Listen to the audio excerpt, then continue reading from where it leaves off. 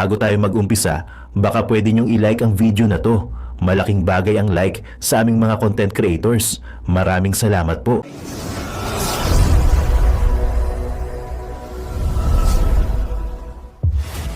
Pangako ni Bongbong Marcos na 20 pesos kada kilo na bigas, hindi magandang klase yun. Ikaw Bongbong Marcos, subukan mong mamalengke. Panibagong pambubudol na naman ang ginagawa ng Marcos administration sa kanilang planong pagbebenta ng 20 pesos per kilo na bigas sa Visayas lamang. Hindi lang ito nagkataon dahil sinadya nila ito para makaakit ng boto para sa midterm election sa susunod na buwan. Tila insulto ito sa mga taga-Visayas na ayon pa nga kay Vice President Sara Duterte ay hindi magandang klase ang naturang bigas at ito'y panghayop lamang.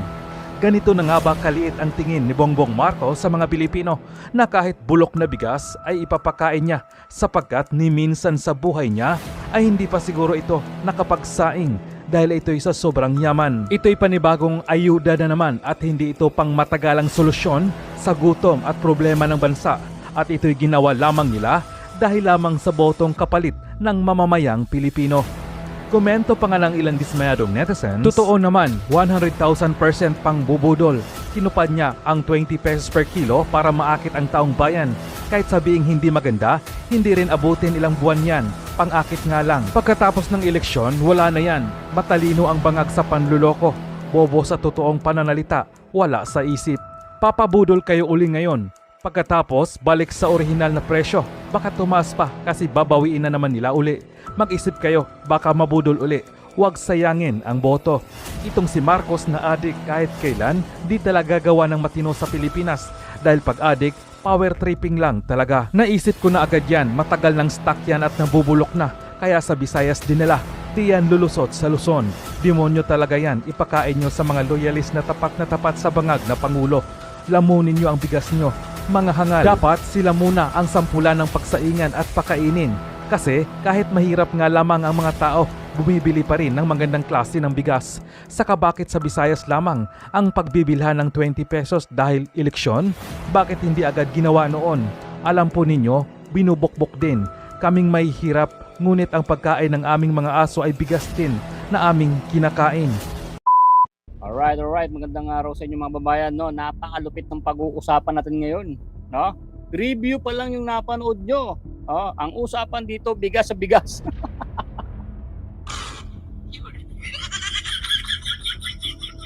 So yan mga babayan, talaga naman napakainit ng usapin sa bigas, no? Tapusin nyo itong ating reaction video, napanood nyo pa lang yung preview. So kung tunay kang marites at talagang merong kang pag-aalala sa bansang Pilipinas kung saan ka nakatira, abay manood ka ng ating reaction video. Nako mga kababayan, no, nagkakalat na, kumakalat na sa buong Pilipinas ang 20 pesos na bigas. Pero mga kababayan, fake news lang, no. Ito ay para lang sa mga kababayan natin sa Visayas. Wow, sa 3 taon mga kababayan, natupad din ang 20 pesos na bigas ni Bongbong Marcos. Yan, saludo ko sa iyo, Mr. President. Sapagkat ang iyong pangako ay unti-unti nang natutupad. Na dati ay pangarap, ngayon ay nangyayari na. Yung 20 pesos na bigas ay talaga namang ay lumalaganap na at kinakain na ng mga aso. So mga kababayan, sa napanood yung preview ay talagang sinupalpal, no, itong si BBM, Franz Castro. Subukan mo kasi mamalengke, okay? Mamalengke ka, bumili ka rin ng tig 20 pesos na bigas na binebenta nyo at ay kainin mo rin, no, kayo ni BBM.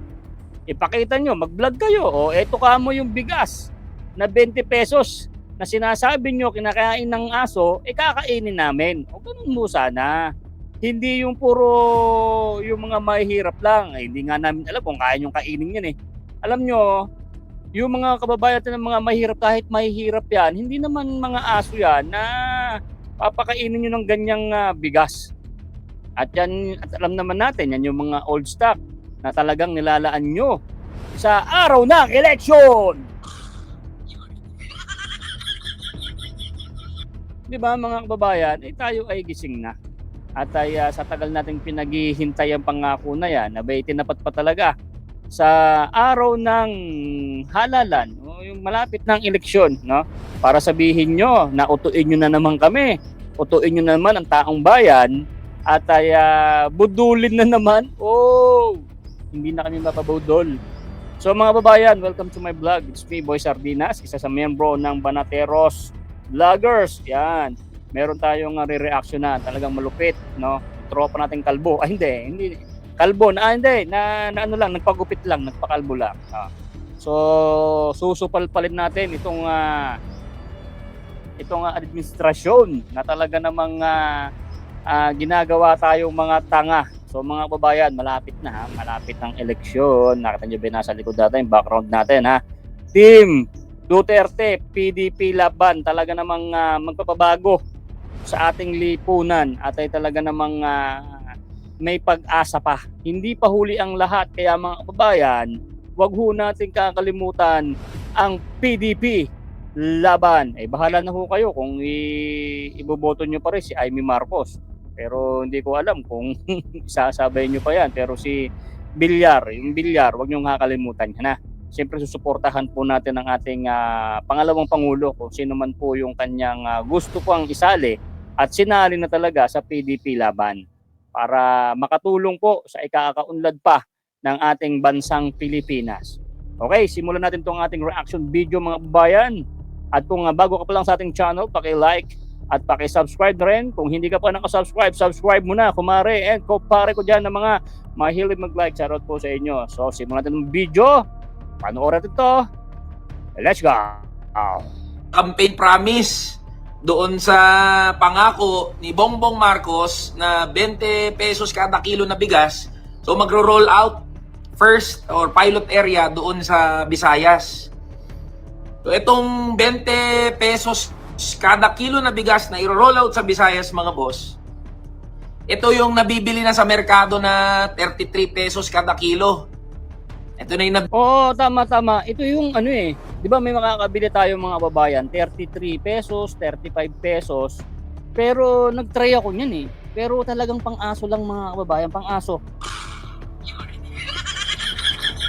Oo.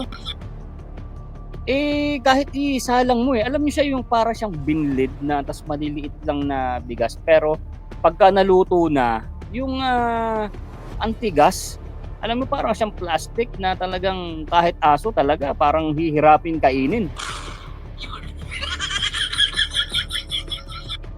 Biruin mo, no?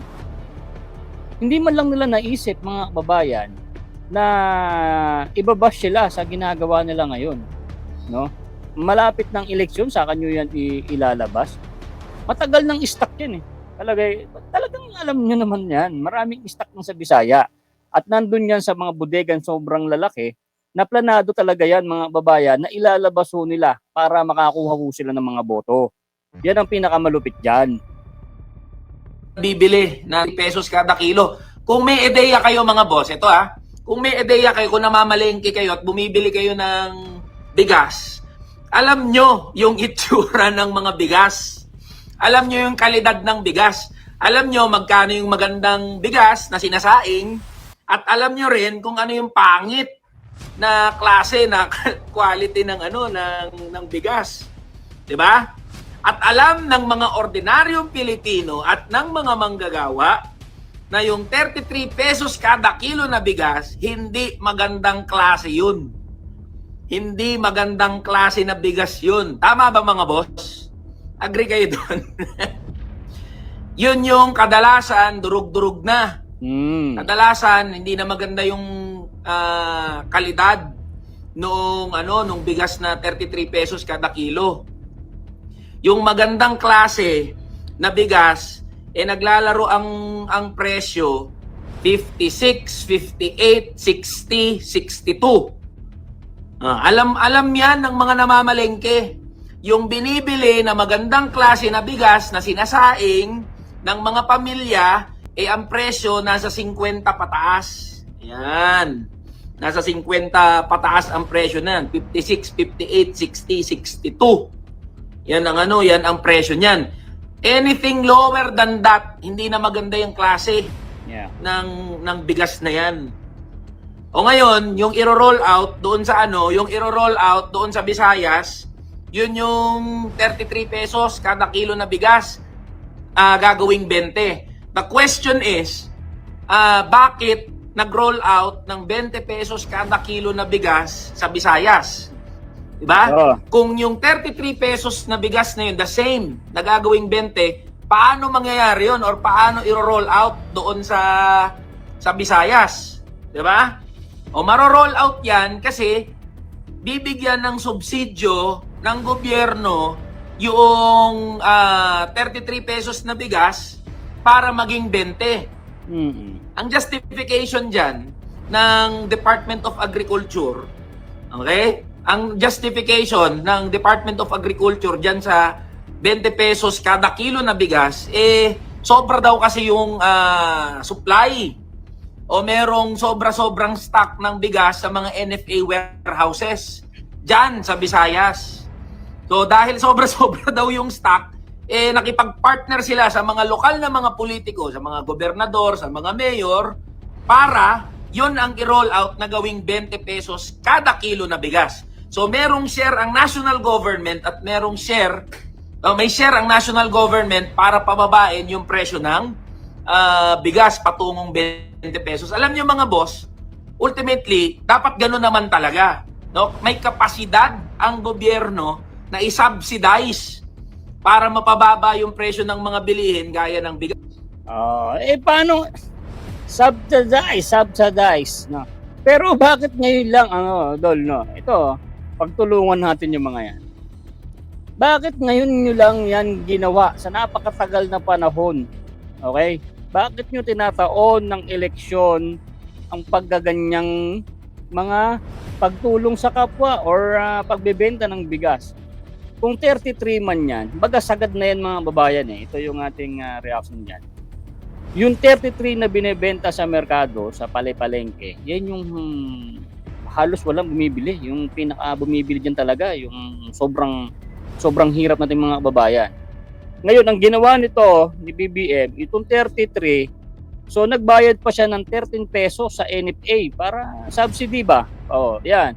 Sige, anuhan kita, dagdag na lang tayo dyan para maibenta natin to ng 20 pesos na bigas. Ngayon lang namang eleksyon. Okay? Pagkatapos nitong eleksyon mga babayan at sila ay manalo, no, imposible kung tatagal yan ng ng mga isang buwan. Halimbawa, tapos na yung eleksyon at sila nananalo. Di ba? Hindi ho yan tatagal. At ito pa yung pinakatanong natin mga babayan, bakit sa Visayas lang? Buong Pilipinas ang bumoto sa iyo BBM. Bakit? No, dapat ang gawin mo, malapit na, ilang tulog pa Ang gawin mo, Mr. BBM, maglagay ka lalo sa Ilocos nung tigbi 20 kilos mo na bigas. Tingnan natin kung may bibili sa'yo. Di ba? Dito sa Luzon, magano ka din. Magpa-deliver ka. No, hindi yung pili lang. Yung sa Visayas lang, yung bumoto sa iyo na para maging presidente ka. Di ba? Hindi lang naman yung mga taga Visayas ang mahihirap. Ang buong Pilipinas ay may mga mahihirap nating kababayan na handang bumili ng 20 pesos mo na yan. Na talagang lalantakin yan dahil ay gutom at talaga namang bibili. No? Bibili at bibili pa rin ng iyong 20 pesos na bigas. Dali. Di ba? Bibili at bibili pa rin ng 20 pesos mo na bigas dahil no choice Mahirap lang naman din ng mga kababayan natin na halos talagang isang kahig, isang tuka. Yun ang pinaka maganda ron. Ikaalat mo. Okay na yan kahit election mo lang yan gawin. Halimbawa 2 buwan. At least 2 buwan na magkakaroon ng pamatid gutom itong mga kababayan natin ng mga mahihirap. Hindi dyan sa Bisaya. Hindi lang dyan. Dapat ay ikalat mo dito sa Manila. Para makabili naman kami, maalasahan naman namin yung 20 pesos na bigas. dahil kami ay bumoto sa'yo, maramdaman ho namin na merong isang presidente na tumutupad ng kanyang pangako na 20 pesos na bigas, makabili naman kami. At ito po ang gawin nyo, Miss Madam Castro. Hindi yung tigli 5 kilo lang, baga tawag dito yung kada isang pamilya 5 kilo, 2 kilo. Hindi dapat ganoon, no? Pinangako mo yan eh. Wala ka naman sinabi dati, Mr. BBM na sa 20 pesos na bigas na yung magiging presyo. Wala ka naman sinabi dati na kada isang pamilya 5 kilos lang para mabigyan lahat. Wala kang sinabi noon. Dapat kung ako ay meron akong pambili ng 20 kilos na bigas na tagbe-20, walang walang limit. Di ba? Dahil hindi naman yan usapan ng binoto ko eh. Dapat ang unlimited dyan, unlimited 20. Ngayon pa nga lang, sa Visayas pa nga lang, hindi mo na nga madala sa ibang lugar. Yung 20 pesos na yan, paano pa? Paano pang tatagal yan? Kung sakali na mananalo ho kayo, ang tanong, kaya nyo bang isustain yan ng habang buhay, habang nakaupo ho kayo na pagiging Pangulo na makapag-produce ng tigbe 20 pesos na bigas? At ito pa mga kababayan, yung mga kababayan natin ng mga nagsasaka, kita nyo naman hindi na halos talaga makaahon sa hirap sa kakabayad din ng utang. Magsasaka sila, magbabayad sa utang, tanim na naman, mangungutang na naman sa Bombay o sino man pag-uutangan. Kasi wala hong suporta ang gobyerno. Kaya ho tinatamad na ho yan. At ito pa mga kababayan, yung ibang mga kababayan ho natin na malapit sa karsada na nagsasaka, binebenta na hulang nila yung kanilang mga palayan at ginagawa hong subdivision. Kaysa sasabihin ho nila, sa tagal ho naman ho kasi ng pagiging magsasaka ko, hindi nga ho ako nakahawak ng maraming pera. Nung binenta ko ho yung aking lupain, at binila ho ng isang kontraksyon na nagpapabahay yung mga ginagawang subdivision, nakahawak ho ako kahit paano ng milyon. Malapit na ho ako mamatay. Sabi niya, kakasaka, kakapakain sa buong Pilipinas, magbigay ng ani. Malapit na ho ako mamatay, hindi pa ho ako nakakatikim o hindi pa ako nakakasakay sa Fortuner. Kaya binenta ko na ho ang aking palayan. Ngayon ho nakasakay ho ako sa Fortuner. Gayon! Yun ang sinasabi ko sa inyo. Pero kung mga pagtulong sa mga magsasaka, irrigation, libreng ganito, ganyan, yung mga kababayan ho natin magsasaka, sisipagin ho yan. Di ba? Sisipagin ho yan at magpuproduce ho yan ng napakaraming palay. Yan ho yung unahin ho natin. Hindi yung, ito ho kasi, ito pa nangyayari dyan eh. Nag-aangkat ho, no? Nag-aangkat ng palay ang Pilipinas sa mga karatig bansa natin. Okay? Bumibili ho tayo ng tinutunaladang bigas. Bakit ho itong ibang bansa ay nakapagbenta pa ng bigas ho na ani nila? Bakit ho tayo kinakapos?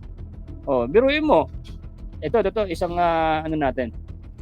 Alam nyo sa gobyerno, pagka ang tiga order, di ba? Sabi ko, tiga order ng bigas galing ibang bansa, may mga komisyon ho kasi yan.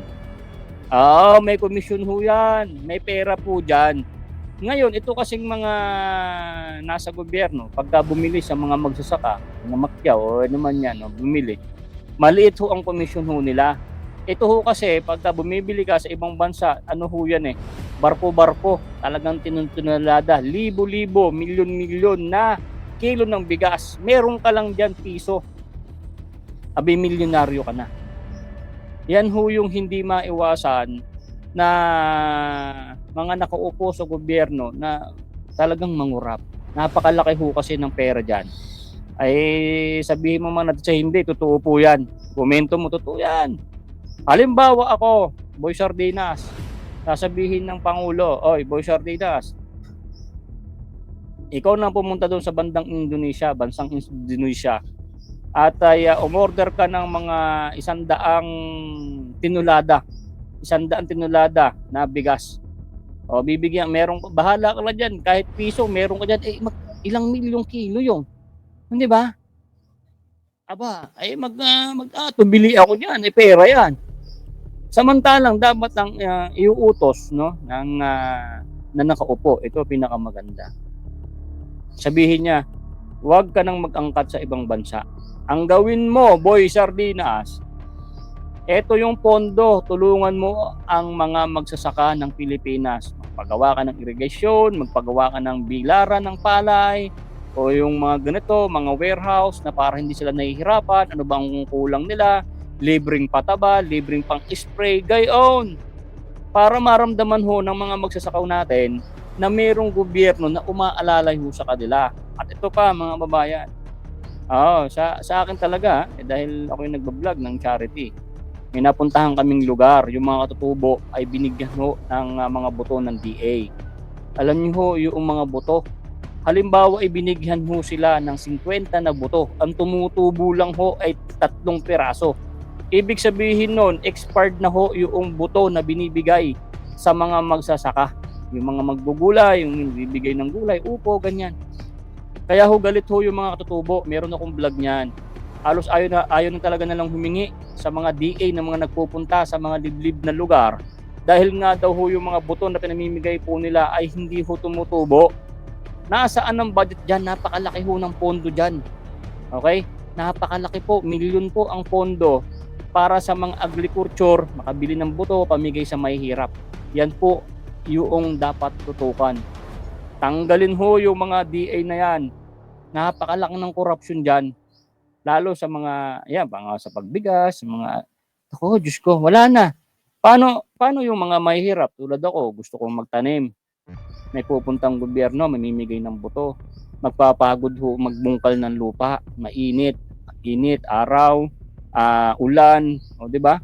Mainitan ka, maulanan ka, magkakasakit ka. Itatanim mo ho yung buto. Okay? Pagtanim mo ng buto, maghihintay ka ng mga ilang linggo, iilan lang ang tumutubo. So, magkakasakit pa po yung matanda o ano man sa pag-iisip niya. May stress yan. Naghirap ako magbungkal. Bakit ito lang tumubo? Yan ho ang sinasabi ko sa inyo. Yan dapat po ang natutukan po ng gobyerno natin. Yung mga namamahala sa ganyan mga agriculture. Kawawa ho yung mga kababayan ho natin. Wala na. Tamad na ho silang mag-ani. At kung mag-aani man sila, napakamura ng palay, dito nga lang ho kasi kakapusin ho yung bigas natin. Kahit marami ho nagsasaka, kakapusin sa dami ho natin. Milyon-milyon ho ang Pilipinas. Milyon-milyon ang Pilipino. Kapos ho talaga. Ilang beses lang nag-aani. Merong mga binabaha na mga bukid. Siyempre, walang irigasyon, walang ganito, ganyan, para hindi babahain. Yung iba naman kinukulang sa patubig. Di ba? Natutuyo yung palay, natutongro, alam niyo yung tongro, yung kokonti na lang yung mga laman. So, magbabayad pa sila ng utang nila sa inutangan nila, sa pangpuhunan nila. Wala. Kung ako yun, mga babayan, at ako may lupang ganyan, at ino-operan ako ng isang kumpanya na bilhin na lang yung aking lupa, gagawing subdivision, 20 million ang halaga, bakit ako magdadalawang isip pa na hindi ko ibenta? Samantalang ako ay tumanda na, naging 60 years old na ako, halimbawa, na hindi ba lang ako nakabili ng isang magandang sakyan at nakapagpatayo ng maganda at magarang bahay, mamamatay na ako, ibebenta ko na lang ho yan para mapakinabangan ko yung lupa na yan at magkaroon naman ako ng limpak na salapi. Di ba? Pero dapat naging mayaman ka na or gumandan ang buhay mo dahil meron kang lupain. Di ba? Kaso, nababaong ka ho sa utang tapos mura lang binibili, binabarat pa. Yun po ang nakakalungkot mga kababayan sa nangyayari po ngayon. Okay? So itong nangyayari po na to, mamaya i-play ko na lang ho yung video at ito yung full reaction ko sa nangyayari po sa issue dito sa bigas, no? Dito sa bigas na to. At nakakalungkot nga ho. At ngayon pa nangyari itong paglaganap at issue dito sa nagkaroon ng 20 pesos na bigas. Baga iniisip siguro ni BBM, mga kababayan, na maraming mga kababayan natin na matutuwa dahil yung kanyang pangarap lang dati yan, di ba? na 20 pesos na bigas is natupad na sa Bisaya. Sabi niya siguro, dapat kayo na hindi kayo naabot ng 20 pesos na bigas, maging masaya na lang kayo dahil mayroong 20 pesos na bigas na naging totoo dun sa Bisaya. Kaso nga ho, Mr. BBM, Claire Castro, yung bigas ho na yan, subukan nyo po, mag-vlog ho kayo, di ba vlogger ka? Madam Castro, mag-vlog ka, na magluto ka, magsaing ka ng bigas na tigda 20, tapos kainin mo, dalawang order ang gawin mo, yung dalawang mangkok, tapos kumain ka, ang tuyo ang ulam mo. Wag ka mag-uulam ng masarap. Sabagay, kahit mag-ulam ka ng masarap, kung ganyan naman ang kanin mo. Alam nyo, kahit mahihirap lang po ang mga kababayan natin, basta masarap po ang bigas, kahit asin lang po ang ulam namin, basta masarap yung kanin na sinaing namin malambot, hindi ho mahirap ipasok sa lalamunan, masaya ho na ho kami. Meron lang kaming noodles na maraming sabaw, kung 5 ang anak, 10 ang anak. Basta may konting lasa yung noodles na yan, basta masarap lang yung kanin, masaya na ho kami. Di ba? Yun ang magandang realidad talaga dapat mangyari. Ano mo yung bigas na yan? Dapat yan ginagawa na lang na ginagawang harina na lang yata yan o ginagawang pinapagiling na lang yan o pinapakain sa mga baboy. Hindi naman ho baboy ang mga Pilipino. Kahit ho saan ho kayo magtanong, yung mga kababayan natin na mahihirap, kahit sabihin mo na sila ay sobrang hirap, basta yung maipasok lang nila sa lalamunan nila ay yung masarap-sarap na kanin. Kahit magdildil ng asin, merong mantika, asin, okay na yan. Basta dire-diretso sa lalamunan, medyo masarap-sarap na bigas. Kaysa naman paglunok mo ganyan, sumasag po sa lalamunan mo, wag na. Yung ibang kababayan natin dyan, no choice na ho kasi dahil nga ay sayang din naman.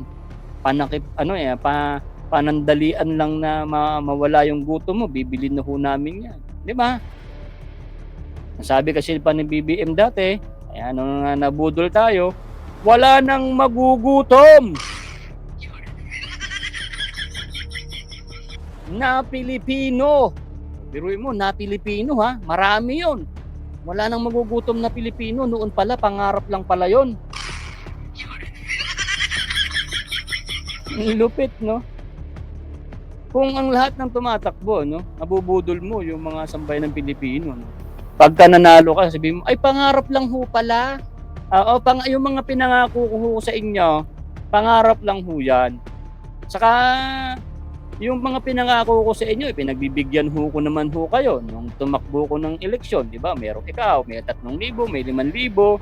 Kaya okay na ho yung pangarap ko kahit hindi na ho matupad. Ang lupit, no? Mga kababayan, yun ang nakakalungkot doon. Ito si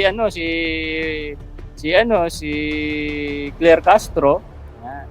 Ito hong gawin nyo mag-vlog ho kayo kasi vlogger naman kayo. I challenge you, mag-vlog ka, bumili ka ng bigas ng tig-20, ipakain mo sa pamilya mo. Mag-vlog ka, kayo ni BBM, magsaing ho kayo. Ipakita nyo sa sambayan ng Pilipino na kaya nyong kainin yung 20 pesos na bigas na yan. Para naman na mabilib naman ho kami. Ipakita nyo yung kada subo nyo, kung ganong kadami ilalagay nyo sa plato, ubusin nyo, ipakita nyo. Huwag nyo ikakat yung video. Okay? Baka sakali hong iboboto ho namin yung alyansa nyo. Nakakagigil no? So ganito mga kababayan, malapit na ho ang eleksyon. Wag na ho tayo magpapabudol po sa mga matatamis na mga salita. Lalong-lalo yung mga kongresista na mga pumirma sa impeachment ni Vice President. Huwag nyo nang boboto yan. Pera. Kaya ito, gagandi tayo ngayong eleksyon Gandi tayo mga babayan Yung mga subscribers natin dyan na full support sa PDP laban. Iboto ho natin. Ilang tulog na lang. Konting araw na lang at ay bibigyan ko kayo ng sardinas pag nanalo ho tayo Ay nako, grabe. Trending talaga tong na to no. Itong bigas na to. Pero Mr. BBM, hindi nyo na ho kami maluloko dyan sa bigas nyo na yan. Kahit ikalat nyo pa dito sa buong Pilipinas yung 20 pesos na yan, hindi ho tataas ang ratings nyo. Sa bagay, siguro tataas ang ratings nyo sa mga aso. Kasi yung mga aso namin nabubusog. Alam nyo yung aso ko nga, tigsi 50, tigsi 55 pesos yung bigas na binibili ko. Kung anong pagkain ni Boy Sardinas, pagkain din ng aso. Kung ganong kasarap ang bigas ni Boy Sardinas, ganun din kasarap ang pagkain ng aso. Ganun yung kinakain niya na bigas na niluluto namin. Di ba? May buhay yan, magre-reklamo. Baka magreklamo yung aso. Alam niyo naman na ang aso maselan din yan, May lalamunan din ho yan na stomach na dinadaanan ng kanin nung niluluto ng bigas. Mamaya malakjo yun Alam mo, maselan yung mga aso natin Kung dog lover ka, wag mong pakainin ng binlid, Ito, I challenge you, Mr. President. Castro, you are the vlogger. Mag-vlog ka, bili ka ng isang sakong bigas. Ang bili mo isang sako na 20 pesos para yun ang kainin nyo ng isang buwan. Tanong ko sa inyo, sagutin nyo rin. Tanong ng sambayan ng Pilipino, hanggang kailan ba yaang 20 pesos na bigas na yan? Baka pagtapos lang ng eleksyon. Wala na. Sus! Wag na kayong mangako kasi alam na namin yung inyong mga plano. Basang-basa na ho namin ang mga plano nyo na pinaggagawa nyo sa Pilipinas. Hindi na ho kami mabubudol. Okay? So ganito mga babayan, ipi-play ko tong reaction na natin para diretso nyo mapapanood. Malupit ho itong video na to. Subscribe nyo na rin si Idol para hindi na mabibitin. Inisa ko na lang yung reaction video ko. Tapos yung nire-reaction natin, itutuloy ko na. Kasi meron dyan mga kumara natin na pag nag-reaction ka na, mag-reaction ka muna. Tapos para dire-diretso na yung panonoorin natin na video. Di ba? Ayos na yun, Ako muna magre-reaction sa mga komento ko. Tapos yung nire-reaction natin, ituloy-tuloy na natin. Kasi yung mga kumara yun, ayaw na nabibitin So kung nagustuhan nyo tong ating reaction video mga babayan, paki-like nyo naman at shoutout sa mga kumara natin dyan na mahilig mag-like. Huwag na tayo magpabubudol muli. Huwag na tayo magpapaloko. Okay lang, bumili kayo ng 20 pesos na bigas, pakain nyo sa aso nyo. Pag hindi kinain ng aso nyo yan, itapon nyo na lang At pag kinagat kayo ng aso nyo dahil pinapakain nyo ng ganyang klaseng bigas, kaagatin kayo niyan. Bahala kayo sa buhay nyo. So ganito mga babayan, i-play ko na itong ating full video dito sa ating pinapanood at nire-reactionan. At sana magkomento ka dito sa vlog natin. Magkomento ka at kung hindi ka pa nakasubscribe, mag-subscribe ka na. At lagi tayong magsasama hanggang sa huli ng ating tagumpay. Okay? Panoorin mo ng video. Play mo na yung boy. Let's go! Kadalasan, hindi na maganda yung kalidad nung bigas na 33 pesos kada kilo. Yung magandang klase na bigas, naglalaro ang presyo 56, 58, 60, 62. Alam yan ng mga namamalengke. Yung binibili na magandang klase na bigas na sinasaing ng mga pamilya, ang presyo nasa 50 pataas. Ayan. Nasa 50 pataas ang presyo na. 56, 58, 60, 62. Yan ang presyo niyan. Anything lower than that, hindi na maganda yung klase ng bigas na yan. O ngayon, yung i-roll out doon sa Visayas, yun yung 33 pesos kada kilo na bigas, gagawing 20. The question is, bakit nag-roll out ng 20 pesos kada kilo na bigas sa Visayas? Diba? Kung yung 33 pesos na bigas na yun, the same, nagagawing 20, paano mangyayari yun or paano i-roll out doon sa Visayas? Diba?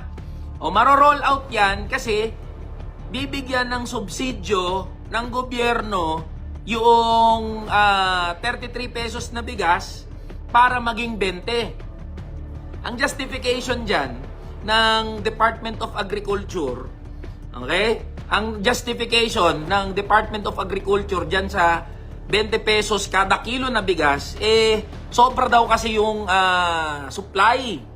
O merong sobra-sobrang stock ng bigas sa mga NFA warehouses. dyan sa Visayas. So dahil sobra-sobra daw yung stock, nakipag-partner sila sa mga lokal na mga politiko, sa mga gobernador, sa mga mayor, para yun ang i-roll out na gawing 20 pesos kada kilo na bigas. So merong share ang national government at merong share, may share ang national government para pababain yung presyo ng bigas patungong 20 pesos. Alam niyo mga boss, ultimately, dapat ganun naman talaga. No? May kapasidad ang gobyerno na i-subsidize para mapababa yung presyo ng mga bilihin gaya ng bigas. Pero alam niyo mga boss, alam naman pare-parehas ng mga tao to na budol lang yan, hindi sustainable yan. Hindi sustainable yan. Papaliwanag ko sa inyo kung bakit hindi sustainable yan 20 pesos kada kilo na bigas. Hindi sustainable yan, hindi pang matagalan yan. At kita nyo yung panahon kung kailan nila ni-roll out. Malapit na sa eleksyon. Malapit na talaga sa eleksyon. Tsaka nyo ginawa yan. Yung pag-roll out na yan. Talaga nga naman. Di ba? Nakakapagtaka. Malapit na sa eleksyon. Tsaka ni-roll out yung 20 pesos kada kilo na bigas. Bakit hindi sustainable yan? Una, hindi magiging sustainable yan kasi yung pinamamahagi ngayon na bigas, yung supply na pagkukunan para ibenta na 20 pesos kada kilo, sabi nga nila, ano lang yan over na supply o stock lang yan ng mga NFA warehouses. Hindi naman tinutugunan yung paano magkakaroon ng supply ng maraming bigas sa bansa natin. Hindi sustainable yan kasi kalakhan ng bigas natin ay imported. Ini-import natin. Hindi malakas ang produksyon ng lokal na agrikultura sa bansa natin. Hindi binibigyan ng sapat na suporta yung mga magsasaka natin ng palay. Umaaray na nga sa presyo ng inputs, sa presyo ng abono, sa presyo ng inputs, agricultural inputs.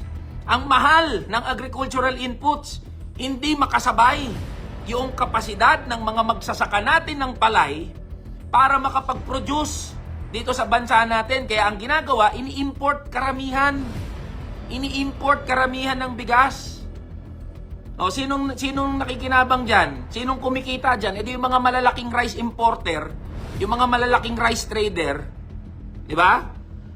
So, hindi sustainable yan. Kasi hindi nga nire-resolve yung supply problem. Paano i-resolve yung supply problem? Di dapat palakasin mo yung lokal na produksyon, dapat suportahan mo yung mga magsasaka natin, dapat pababain mo yung agricultural inputs. Magkano ba ang presyo ng palay? 'Di ba? Magkano yung presyo ng palay? Aanihin pa yan, imimil pa yan para maging bigas. Kaya hindi malayo pa sa hinagap yan. Malayo sa realidad yan na masusustain. Di ba? Masusustain yung 20 pesos kada kilo na bigas. May supply problem ka na, mahal yung agricultural inputs, wala ka pang suporta sa mga magsasaka natin. So, paano mo gagawin na sustainable ang 20 pesos kada kilo na bigas? Second, di ba?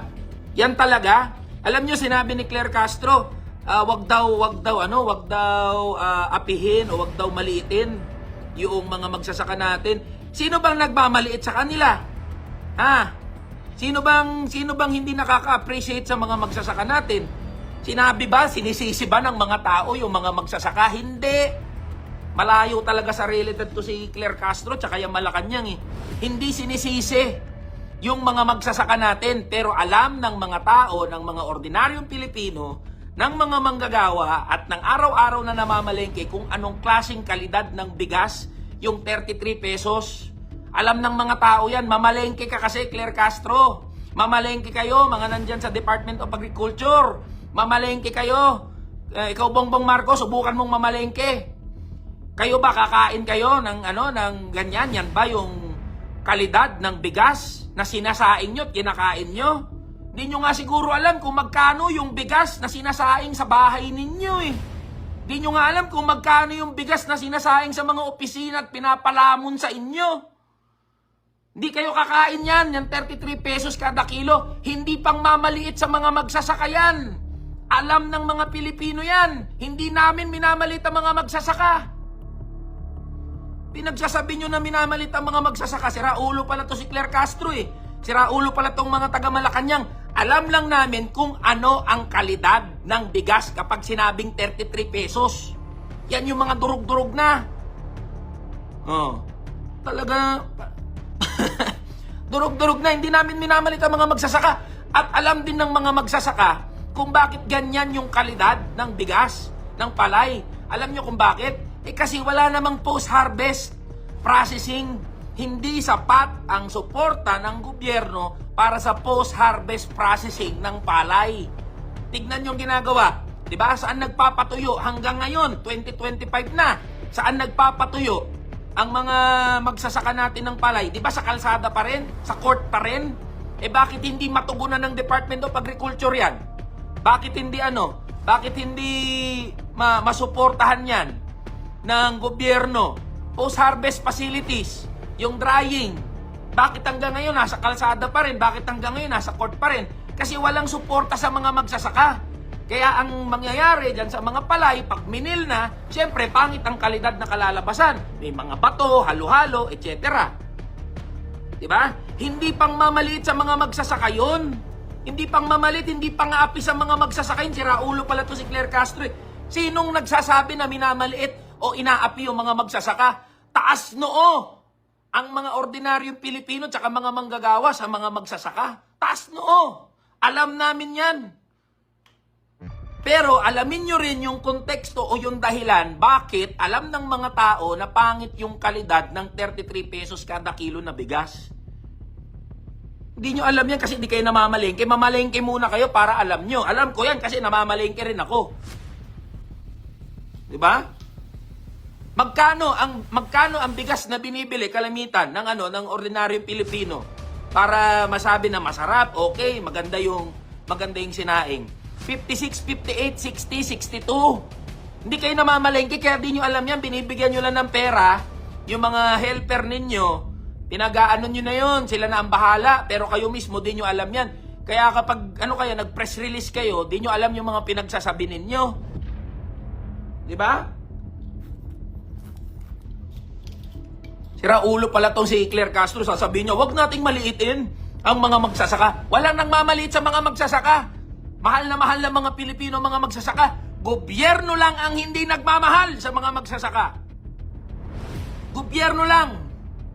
Mga Pilipino, taas noo, proud kami. Proud tayo sa mga magsasaka natin. Pero hindi sapat na proud lang tayo. Yung gobyerno dapat may gawin. O kaya hindi sustainable yung 20 pesos kada kilo na bigas. Una, dahil importasyon. Import-oriented tayo. Import lang ng import. Hindi pinapalakas yung lokal na produksyon. Walang suporta sa lokal na produksyon, sa lokal na agrikultura. Mahal-mahal ng agricultural inputs. Presyo ng palay. Hindi maitaas-taas. Wala ring post-harvest facilities. Sasabihin nyo, ganyan, iro-roll out. Talaga nga naman tong gobyerno na to. O alam mo, ang dami nagko-comment oh. Ang dami nagko-comment, alam ng mga tao yan.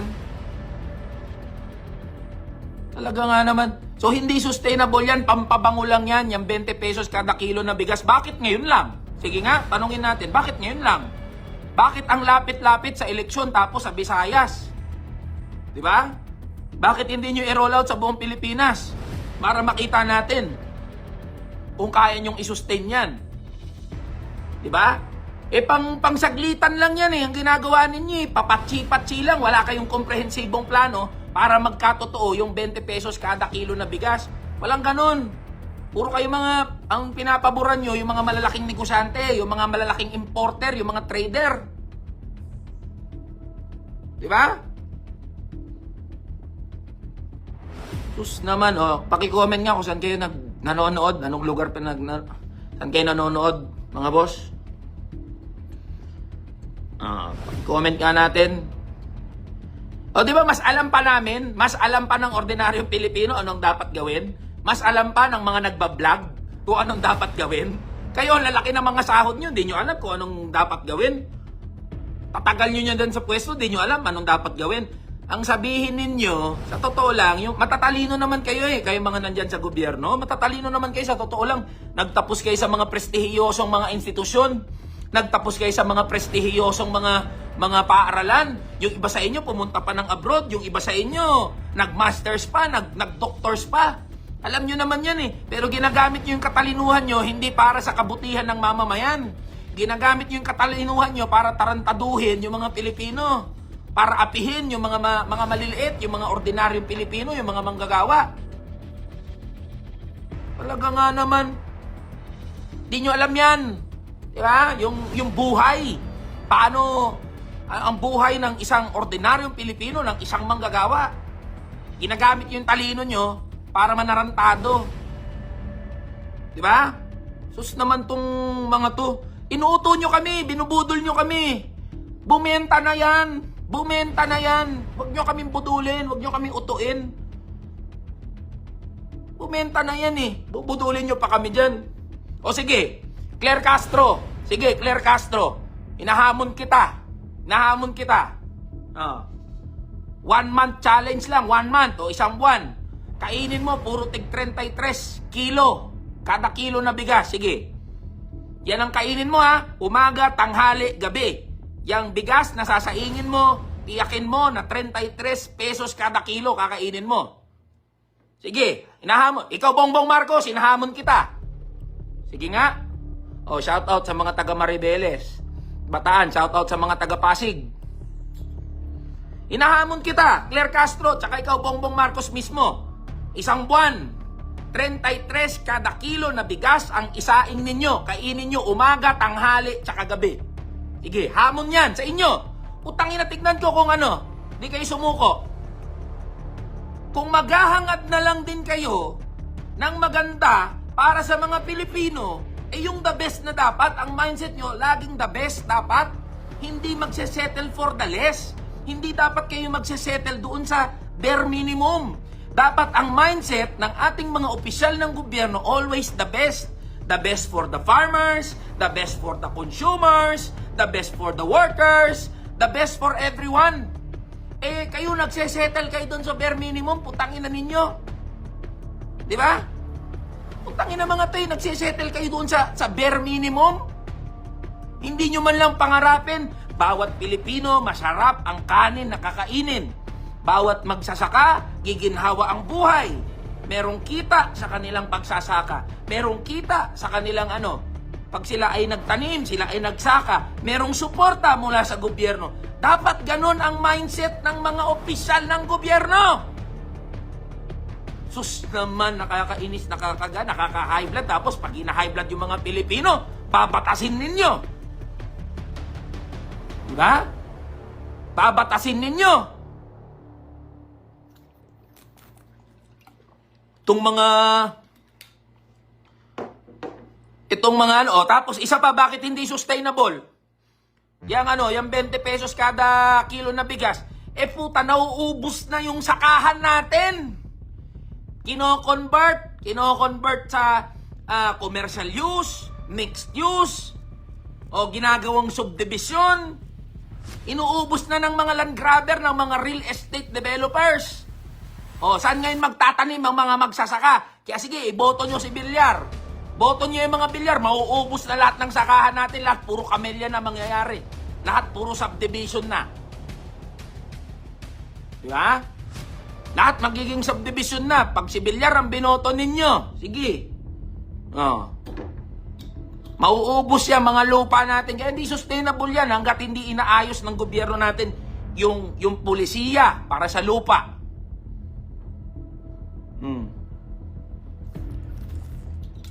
Ako po si Eli San Fernando, number 85, Kamanggagawa Party List.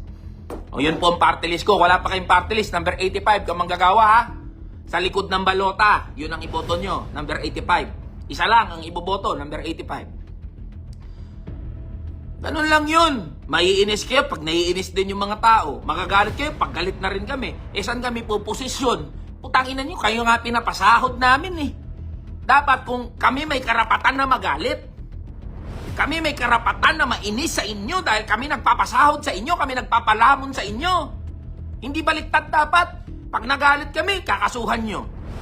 Pag nainis kami, ihaharas nyo. Ay, talaga nga naman. Tapos, pag may sinasabi kami na katotohanan, sasabihin nyo, fake news.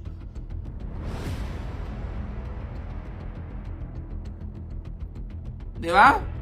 Sus naman. O, number 85, ang manggagawa party list. Ano nyo na to? Naka-post naman to sa Facebook ko. Ano nyo, i-splice ninyo, record nyo, post nyo rin. Wala akong pakialam kung gagamitin yung mga video ko, i-post nyo sa mga wall nyo, i-post nyo sa mga Facebook nyo, sa mga social media nyo. Wala akong pakialam. Dapat mas marami ang makapanood, mas marami magsalita, mas marami magingay kasi hindi ko kaya mag-isa to. Shout out sa mga taga Dasmariñas, Cavite. Hello. Di ba mas alam pa ng ordinaryo Pilipino anong dapat gawin? Kaya yung 20 pesos kada kilo na bigas na yan. Ayun, shout out kay Tito Rustico, tsaka kay Tita Maisy, ang Pasig. Mas alam pa ng mga vlogger. Sabi nyo nga, hindi ako ordinaryong Pilipino, sabi nyo eh. Di ba? Ordinaryo kami, Mr. Chair. Kaya nga alam namin yung binabanggit namin eh. Alam namin yung sinasabi namin. Kasi namamalengke kami. Bumibili kami ng bigas. Bumibili kami ng ulam. Alam namin yan. Every day of our lives. Ganyan po ang ginagawa namin. Kayo din nyo alam yan. Kasi di kayo namamalengke. Kasi nasa opisina lang kayo. Kasi nagpapalamig lang kayo ng mga puwet nyo. Nagpapalaki lang kayo ng mga tiyanat ng mga bayag ninyo. Oh. Di ba? Sus naman. Kaya yung 20 pesos kada kilo na bigas na yan, di sustainable yan. Pampabango lang yan. O kayo mga nasa Visayas, alam nyo na ha, kayo magpabudol dyan. Mga boss, bukas pala ay nasa Davao City ako. O yung mga taga Davao dyan, kita-kits tayo ha. Nasa Davao City ako. Mag-iikot-ikot ako dyan, dyan ako mga ngampanya sa Davao City. Ha? May nag-comment Puro ka lang ngaw-ngaw. Alam nyo, yung mga nagko-comment na yun, alam nyo, yung pag-ngaw-ngaw ko, tsaka namin, na mga nagngangaw-ngaw, bahagi kayo ng pinaglalaban namin. Kasi pag bumaba presyo ng mga bilihin, makikinabang din kayo. Pag tumasahod ng mga manggagawa, makikinabang din kayo. Pag may nabago sa gobyerno, makikinabang din kayo. Kung walang nagsasalita, walang lumalaban, walang nagpo-point out ng mga kamalian, anong gusto nyo mangyari sa bansa natin? Lahat tayo, accept na lang ng accept. Kahit harap-harapan na tayong ninanakawan, kahit harap-harapan na tayong tinatarantado, okay lang sa inyo. Ninanakawan na kayo, niluloko na kayo, gusto nyo pumalakpak pa, ngumiti pa ako. Bahagi kayo sa pinaglalaban. Pustahan, ordinaryo din naman kayo, di kayo bilyonaryo, di naman kayo mga politiko eh. Hindi kayo pamamanahan ng mga politiko ng yaman nila. Di kayo bibigyan yan ng mga pera. Kung bibigyan man kayo, barya-barya. Kala nyo naman, papamana sa inyo yung yaman nila, yung kotse nila, yung bahay nila. Hindi, hoy! Magising kayo! Mga kababayan, magising kayo. Di kayo pamamanahan ng mga politikong yan. Di kayo bibigyan ng bahay ng mga yan, ng mga kotse ng mga yan. Ang iniisip lang ng mga yan, paano magpayaman. Kaya magising kayo, mga kapwa ko Pilipino.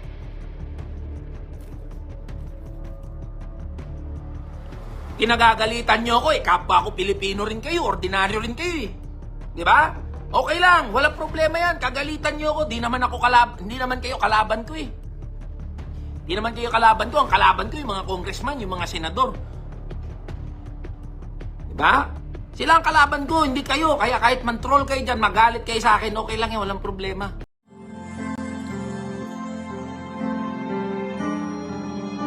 Ano yung melody ng song? Ang bayan ko'y pinagpala pagkat sa aming pinigay ang isang biyaya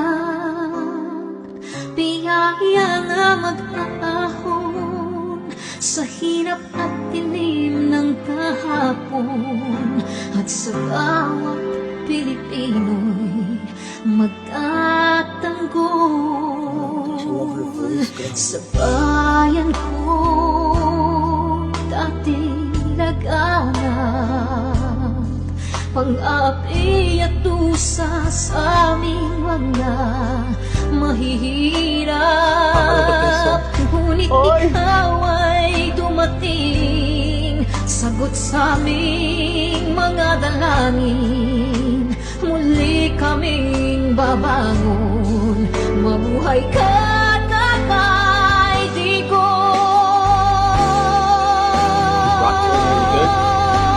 Ama, maraming salamat. Aming mga mata'y minuhulat,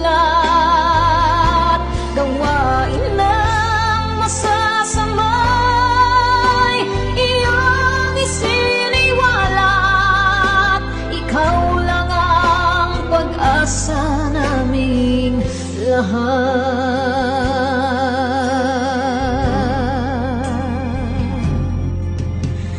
Bayan ko, Minamatay niya ako, umiiyak ako. Pilipinas, muling makikilala at itataas. Katahimik ay maghahari, sa ating puso'y mamamayani. Mga ngiti sa labi, di mapapawi.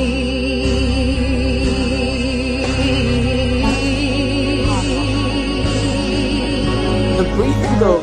Mabuhay ka, Tatay Digong. Maraming salamat.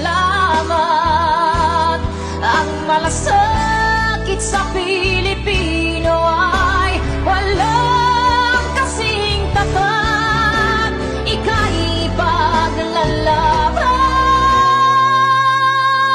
ng iyong mga anak. Tunay kang biyaya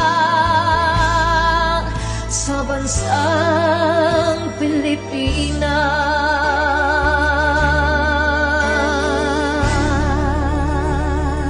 Haba. Gosh. Irene Oy. Nay, ito na yung bayad ko sa isa, ano? O, kunin mo yung isa. Isa muna. Iyan, no? Tapos, isa pa. Di ba? 4 dapat na sardinas, eh. Yan. 3 na. Pang-4 na sardinas. Okay na.